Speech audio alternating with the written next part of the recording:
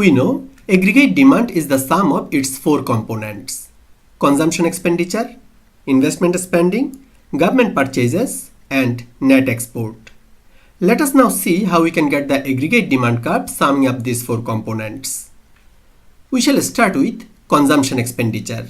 In figure, disposable income is measured along the horizontal axis, and the vertical axis shows aggregate demand. From our earlier video, we have come to know that consumption function is upward. That shows a positive relationship between disposable income and consumption expenditure. If disposable income rises, consumption expenditure also rises, and consumption expenditure falls following a decrease in disposable income. When disposable income is YD1, consumption expenditure is shown by point B. That is, consumption expenditure equals BYD1.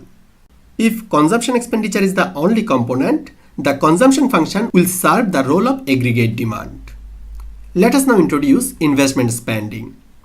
The vertical distance between horizontal axis and light green colored curve measures the investment spending of the economy. If we add the investment spending with consumption expenditure, our aggregate demand curve will shift upward. Our new aggregate demand curve will be C plus I. And at YD1 level of disposable income, aggregate demand will be CYD1. If we add the government expenditure, which is shown by the vertical distance between horizontal axis and light blue colored curve in figure, aggregate demand curve will shift upward by the amount of government expenditure. The new aggregate demand curve will be C plus I plus G. And at YD1 amount of disposable income, aggregate demand will be DYD1. Finally, we have to add net export to arrive at the aggregate demand.